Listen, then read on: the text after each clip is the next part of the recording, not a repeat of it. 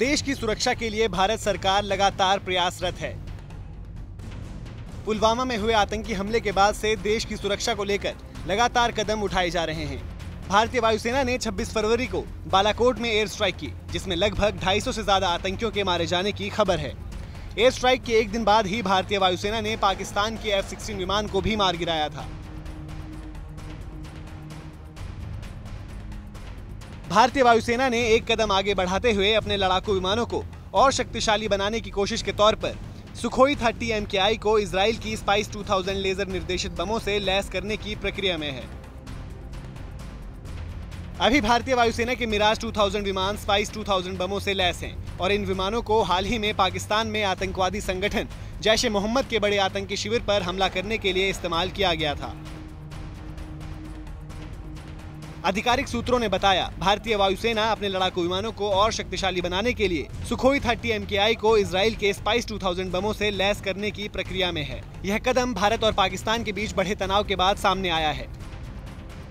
इससे पहले रक्षा मंत्रालय ने पिछले हफ्ते हुई हवाई झड़प के दौरान भारतीय वायुसेना के एक सुखोई 30 लड़ाकू विमान को मार गिराने के पाकिस्तान के दावे को मंगलवार को खारिज कर दिया था।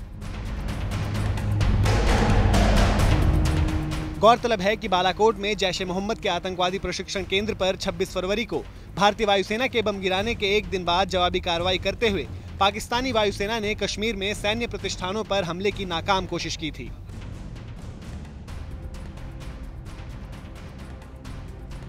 उसी दौरान यह हवाई झड़प हुई थी। मंत्रालय ने इस हवाई झड़प का ब्यौरा देते हुए कहा कि पाकिस्तानी लड़ाकू विमान को रोकने के लिए तैनात सभी सुखोई 30 लड़ाकू विमान सुरक्षित रूप से अपने एयरबेस पर लौट आए।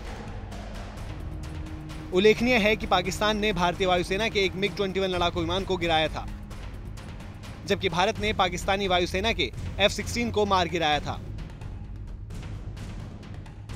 पाक ने दावा किया था कि भारत के साथ हुई इस झड़प में उसने हिंदुस्तान के 2 लड़ाकू विमान गिराए हैं।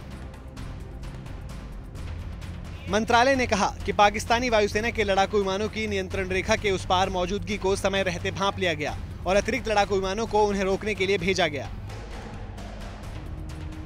मंत्रालय ने कहा कि भारत की ओर से मिराज 2000, सुखोई 30 और MiG-21 बाइसन को इस कार्य में लगाया गया और पाक वायुसेना को हड़बड़ी में लौटने के लिए मजबूर कर दिया गया और इस तरह वे अपने लक्ष्य से चूक गए। ब्यूरो रिपोर्ट, भारत तक।